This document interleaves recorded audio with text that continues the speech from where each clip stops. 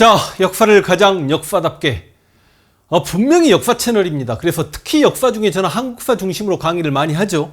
역사 강의 잘한다라는 이야기를 들을 때 저는 역사 강사로서 가장 행복합니다. 그러나 역사를 강의하는 사람으로서 특히 대한민국의 정치인들이 매국적 행위를 한다거나 우리 독립운동가를 비하하는 행위를 한다거나 그럴 경우에 대한민국의 자존심을 지키기 위해서 역사 강사로서도 목소리를 냅니다. 그러나 분명한 건 제가 이 땅의 어둠을 파헤치고 잘 알려지지 않았던 사건들을 대중에게 알리는 그런 시사 프로그램은 아니죠. 그럼에도 불구하고 그래, 오늘 강의도 분명히 일종의 역사 강의라고 이야기할 수 있습니다. 지난 이야기니까. 저는 경기문화재단과 협업해서 1년에 몇 편 정도의 영상을 찍습니다. 경기도 관련 이야기죠. 그런데 경기문화재단에서 저기 경기도 안산시 대부도 옆에 선감도라는 섬이 있는데 이 선감도의 성감학원 관련 강의를 해달라는 요청을 받았습니다. 성감학원에서 어린이들 특히 불황아들에 대한 인권유린 사태가 있었다는 것 정도만 알았지 저도 자세히 들여다보고 정말 충격, 놀라움, 비통, 슬픔, 제 아이들 얼굴을 쳐다보면서 성감도의 어린이들과 특히 실제로 그 증언까지 직접 들은 제 입장에서는 진짜 믿어지지가 않습니다. 우리가 살고 있는 대한민국 땅에서 이런 어린이들에 대한 인권 유린 사태가 정말 있었단 말이냐. 부산 형제복지원보다도 더욱더 잔혹했던, 형제복지원은 성인들도 많이 갇혀 있었잖아요. 어떻게 이런 일이 우리 대한민국에 있었고, 그런데 그 대한민국이 자행했고 당시 경기도 공무원들이 자행했던 이 지옥도 성감도의 성감학원 이야기를 경기도가 저에게 강의를 해달라고 이야기하는 부분에 있어서 일단 경기도에게 고맙다. 경기도는 반성하고 자신들의 잘못을 인정하고 이 성감학원 일을 세상에 알리려고 하는데 과연 대한민국은 무엇을 하고 있는가? 반성하고 있는가? 라는 말씀과 더불어 제가 이게 저도 들여다보고 자료를 찾았겠죠. 그래서 파워포인트로 그만큼 많이 준비를 했고 이거 하나하나 읽어드리면서 실제 이런 일이 우리 현대사에 있었다라는 말씀과 더불어 이 공포, 충격, 안타까움, 슬픔 이걸요 저 혼자 갖지 않았으면 좋겠습니다. 좀 나눴으면 좋겠다. 그리고 이렇게 성감학원 강의를 할 수 있게끔 멍석을 깔아준 경기도와 경기문화재단에게 감사하다는 말씀과 더불어 강의 시작합니다. 자, 보세요. 제가 제목을 이렇게 달았습니다. 한국의 어린이 지옥섬. 이 어린이 삼천교육대 성감도가 여러분 지금은 이렇게 간척 사업이 돼가지고요 육지랑 딱 붙어 있습니다. 그래서 대부도를 통해서도 성감도로 들어갈 수 있고 아니면 남쪽 이렇게 인천 쪽을 통해서도 갈 수가 있습니다. 예전에 그러니까 이게 지금 다리죠. 이게 성감도라는 조그마한 섬이었습니다. 이곳에 어린아이들을 거지들이죠. 불황아들이죠. 그러니까 이 불황아들을 보호의 대상으로 보는 게 아니라 격리의 대상으로 보려고 했던 겁니다. 어느 시대부터? 일제강점기부터.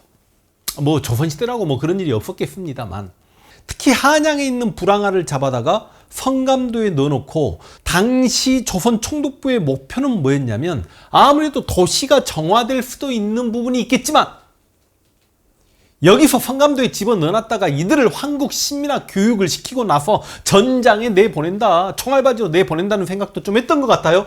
1942년 일제강점기에 이렇게 성감원이란 이름으로 성감도에서 이렇게 한양의 불황아들을 잡아다가 일종의 보육원 같은 그런 시설로 출발을 합니다만 당시 일본의 수사들이 조선의 불황아들을 어떻게 대했을까를 한번 상상을 해보십시오. 그래서 그 사진들 자료들이 좀 있습니다. 그러면 1942년에 성감원이 개원하고 1945년에 해방을 맞이하니까 일제강점기에 일본 경찰들에 의해서 그리고 당시 공무원들에 의해서 성감원이 유지된 게 한 3년 남짓이죠.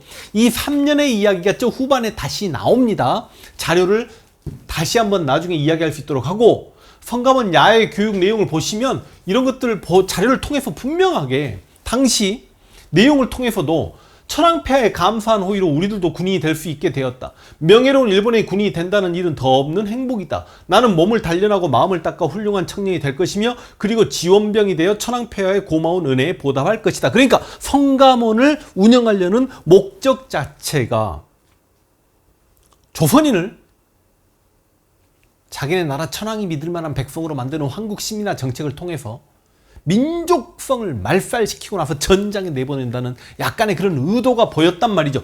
그런데 결과적으로 이 성감원은 3년 유지되다가 해방을 맞이합니다.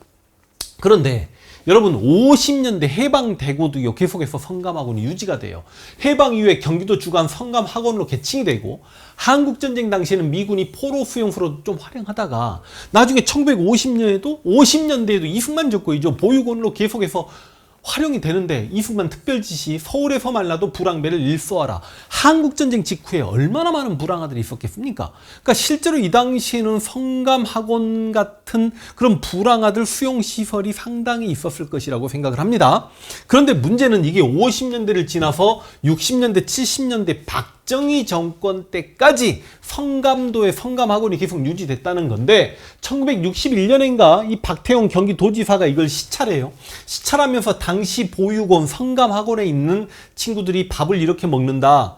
와, 진짜 쌀밥을 이렇게 많이 줬단 말인가? 이거 진짜 이거 거짓말입니다. 이제 곧 들어보시면 압니다. 그럼 이게 그냥 국가가 파악하고 있다는 건데, 아니 어떻게 박정희 정권 60년대 70년대까지 성감도에 성감학원이 있었고 성감학원이 문을 닫은 게 1982년이니까 왜 박정희 정권 때 오히려 이 성감도의 성감학원 규모가 더 커져버리느냐. 그러니까 이걸 박정희 정권은 어떻게 해석을 했던 것 같냐면, 실제로 우리가 4.19 혁명 때 당시 사상자들을 보면, 이승만 정권의 경찰에 의해 총에 맞고 죽은 사상자들을 보면 구두 닦기, 넝마주의, 말 그대로 불황아들, 그리고 무직자들이 상당히 많아요.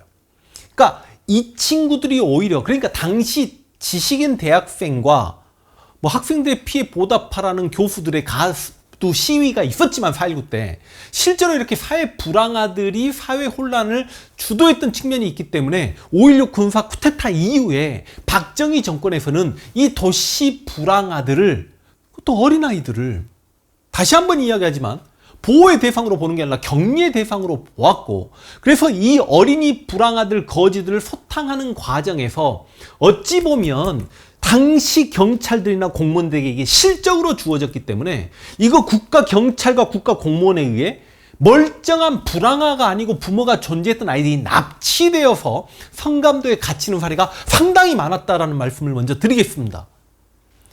그래서 여러분 이제 성감학원에 70년에도 이렇게 아이들이 많이 있죠. 근데 이건 수감입니다. 제가 지금 여러분 이거 수감이라고 이야기했죠. 강제로 수감됐단 말이죠.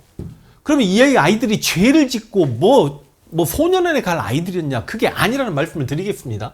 여기 실제로 당시 성감학원에 입소되어 있는 아이들이 7세 이하가 웬 말입니까? 지금 이게 나이를 쪼갠 걸 보면, 이 자료를 보면 7세 이하, 아직 미취학 아동입니다. 8에서 13세면 정확하게 지금의 초등학생이죠. 중학생이죠. 고등학생이죠. 여러분 중고생까지 합쳐서 한 50%가 되는데, 문제는 초등학생이 40%가 넘어요. 초등학생이. 근데 실제로 8세, 9세 아이들이 상당히 많았습니다. 왜냐?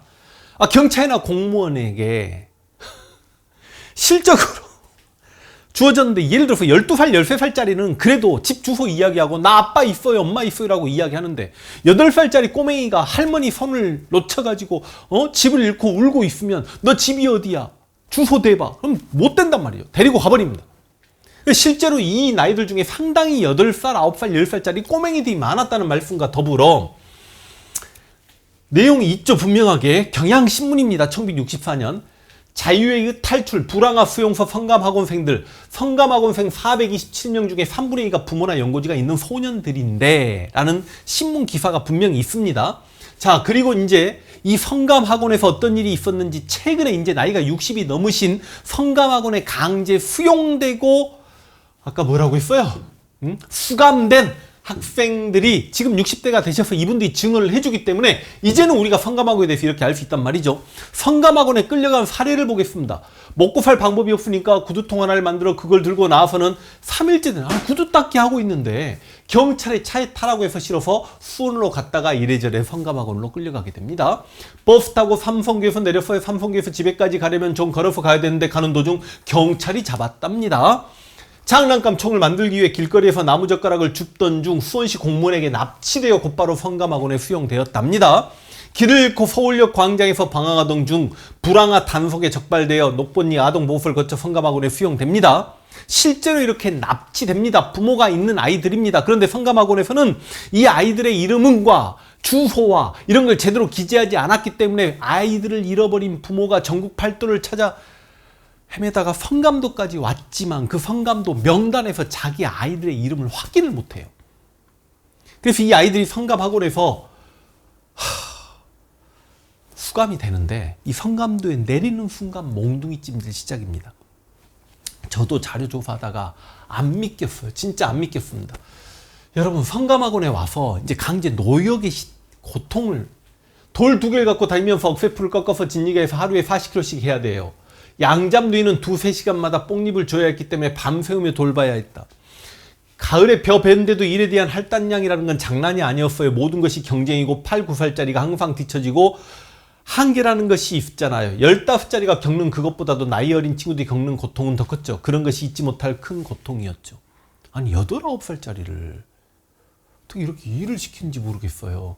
그럼 제대로 먹이느냐. 한 끼 식사는 꽁보리밥 굵은 소금뿐이었다. 배가 고파 못 살아. 어떤 애들은 뱀도 먹고 개구리도 먹고 짐승은 모조리 다 먹었지. 하다못해 쥐도 잡아먹었으니까. 달리기를 잘했던 쌍둥이 형이 이곳에서 배가 고파 담요를 뜯어먹다 죽었다. 허이동 씨 증언입니다. 허이동 씨 형을 시신을 찾아냅니다. 왜 자꾸 먹는 이야기 하냐면 거기서는 먹는 게 제일 절실하니까. 나도 먹어봤어요. 쥐고기가 그렇게 맛있는지 몰랐으니까. 구타사례입니다. 뽕 따로 들어가면 숫자를 셉니다. 10 셀 때까지 따가지고 나와야 돼요. 안 나오면 엄청나게 맞는 거야. 또 10 딱 하면 뛰어나와 줄을 서요. 10명 뒤로는 무조건 그냥 한 대씩 맞는 거야. 10 봤다라고 그래요. 오디 따먹었다고 짓밟는데 얘가 얼마나 배고팠으면 맞으면서도 오디를 씹어 먹습니다. 오디를 씹어 먹더라니까 맞으면서 피가 줄줄 나는데 그렇게 잔인했어요. 개, 돼지도 그렇게 안 때릴 거예요. 손이 빠른 애들도 있고 아무래도 늦은 애들도 그러면 정량 못하고 그러면 하여튼 회초리가 아니라 빠따도 아니고 되게 질긴 나무 갖고서는 계속 뽕밭에서 두들겨 맞는 게 일인데 증언도 계속됩니다. 구타사례. 성감학원 식당 앞에는 진흙으로 되어 있어 질퍽거림을 방지하기 위해 굴이나 조개 껍데기를 깔아놓았는데 이곳에 머리를 대고 원산 폭격을 하면 머리에 상처를 입을 뿐 아니라 조개 껍데기가 머리에 박히기도 한다. 탈출하다 잡힌 아이를 막사에 100여 명이 한 대씩 다 때리는 거야. 나중에 살이 터져버리다고 살살 때리면 내가 맞아. 나중에는 머리를 때려달라 그래. 엉덩이가 너무 아프니까. 이걸 제가 왜 뒤로 가는지 아십니까? 이 맞았던 아이들 나이를 좀 보시라고요. 근데 문제는 이 원생들도 나이를 먹어가면서 쉽게 이야기해서 막사에서 짱도 되고 이곳이라고 일진이 없었겠습니까? 이 큰 아이들이 이 작은 아이들을 또 얼마나 구타하고 때리는지 이게 또 그렇게 힘들었다고 합니다. 그리고 성폭행까지. 성감하고는 다 남자아이들이었습니다. 워낙에 보여드리고 싶은 자료가 많았기 때문에 그런 것까지는 제가 전부 다 확인을 못 시켜드리고요. 또 지금 읽어드릴 게 많습니다. 성감학원 구타사례까지 읽어드렸죠. 자, 성감학원 사망사례 보겠습니다. 굶어 죽기 일보 직전인 원생들이 도망치다가 물에 빠져 죽은 자가 2년 사이에 10여 명이었다. 증언이 이렇게 나오죠. 도망갔다 잡혀온 자는 뒤로 손을 높이 묶어놓고 죽도록 미친 듯이 두들겨 팼다. 등과 허벅지와 엉덩이에서 분출해 나온 피는 마당에 돌을 순식간에 물들이고 근데 이렇게 맞은 친구들이 어린아이들이라고 나는 무슨 죄를 지어서 이런 자료를 찾고 이런 일이 있었습니다라고 여러분들에게 이렇게 강의를 해야 되는지 모르겠습니다. 또 제가 성감문화역사박물관에 다녀와서 그곳에서 작은 만화책을 하나 얻어왔는데 그걸 또 우리 아이들이 봐요. 우리 아이들이 보고 믿지를 못합니다. 때리다 보면 잘못 맞으면 죽잖아요. 죽은 애들 봤어요. 맞아 죽은 애들. 그것도 그냥 주민등록이 있어요. 뭐가 있어요? 개죽음이지. 일주일인가 있다가 앞에 도망간 애가 죽어서 떠밀려 온 거예요. 확인을 하니까 같이 들어온 애가 확실해요.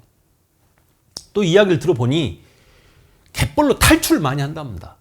근데 이 갯벌이 육지까지는 갯벌이 나 있는 것처럼 보이니까 탈출을 하는데 갯벌에 물이 고여 있잖아요. 바닷물이. 거기에 빠지면 이게 늪지대 이상이에요. 그래서 뭐라고 합니까? 사람이 그 늪 속으로 빨려 들어갑니다. 못 빠져나와요. 그때 바닷물이 슬며시 들어옵니다. 그렇게 죽은 자들이 굉장히 많았다라고 합니다. 저는 직접 성감역사박물관을 가서 실제로 이렇게 성감도에 갇혀 계셨던 분으로부터 그런 증언을 들었습니다. 자료화면 잠깐 내보낼 수 있도록 하겠습니다. 그런데 이제 이 성감학원이 1982년에 문을 닫아요.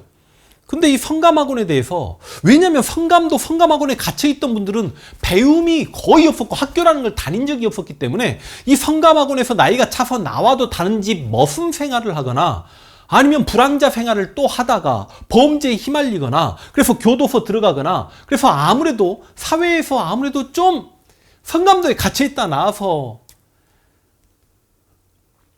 세상에 자신의 목소리를 낼 만큼 이렇게 사회적으로 성공하기가 쉽지가 않죠. 그러다 보니까 성감학원에 대한 이야기를 한국인들이 스스로 밝혀내지 못하고 있을 때 일본인 한 명이 성감도라는 책을 냅니다. 이 성감도라는 책이 나온 게 1989년입니다.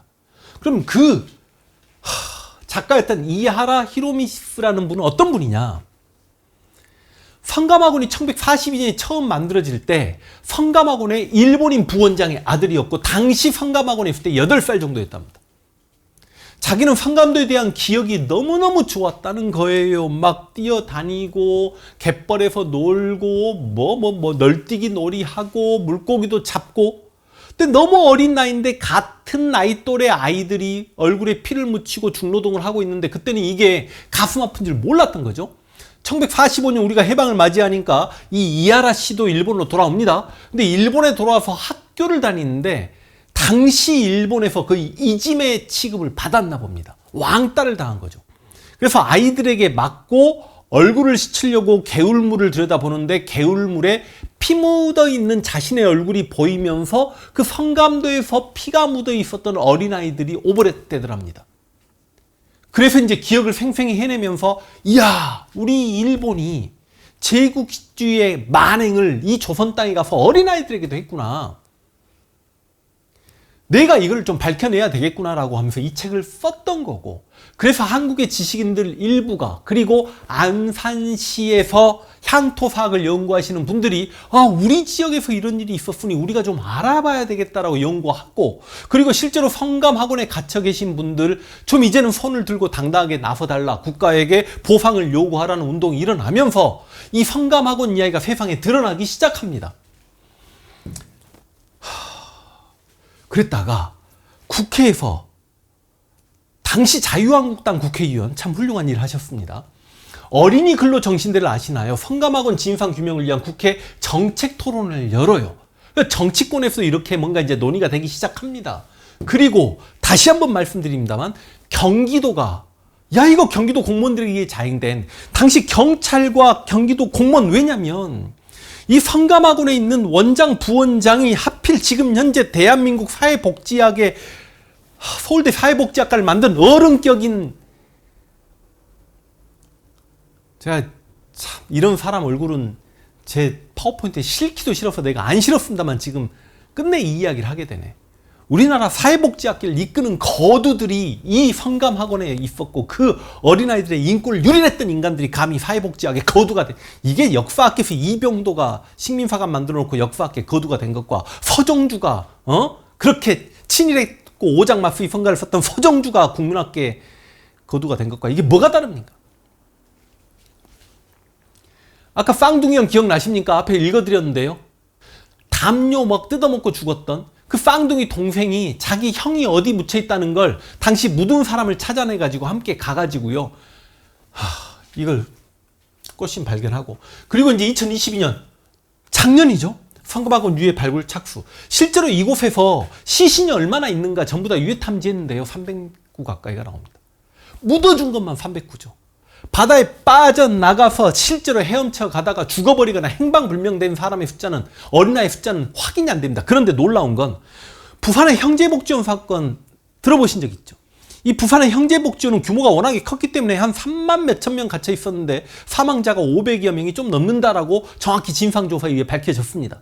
근데 이 성감학원은 그렇게만큼 규모가 크지 않아서 실제로 약 40여 년 동안에 성감학원에 갇혀 있는 어린아이가 5천 명이 넘는데 그중에 확인된 시신만 300구입니다. 그러니까 죽어나간 비율만 놓고 따지면 미안합니다만 부산 형제복지원은 성감도에 비할 바가 아니에요. 진짜 성감도는 말 그대로 지옥 그 자체였습니다.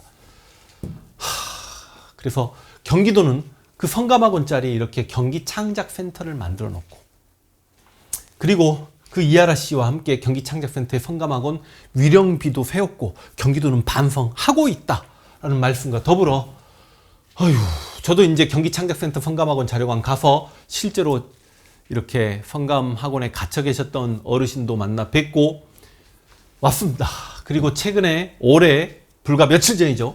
경기창작센터에 열린 성감학원 추모 문화제가 2023년 10월 7일 안산시까지 이렇게 노력해 주고 계신다라는 말씀과 더불어 마지막으로 한 말씀만 더 드리자면, 진짜 화가 나는 건 이겁니다. 왜 그 40년 동안에 성감학원에서 어린아이들을 인권 탄압했던, 실제로 그 경기도의 공무원들과 그 다음 실적만을 위해 아이들을 일종의 납치잖아요, 이건. 어떻게 인간이 그럴 수 있는지 모르겠지만 왜 그들은 양심 고백을 하지 않고 일본인 이하라 씨가, 그 당시 어린 꼬맹이 이하라 씨가 먼저 이렇게 양심 고백을 하는지 나는 그게 이해가 안 됩니다.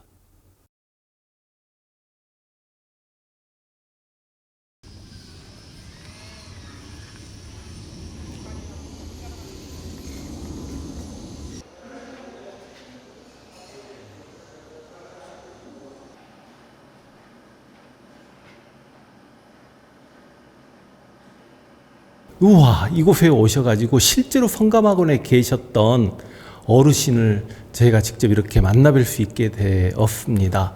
실제로 이 성감학원에서 그렇게 노동에 투입되시고 갇혀서 사셨던 분이시잖아요. 네. 그럼 몇 년도에 성감학원에 들어오시게 네, 됐나요?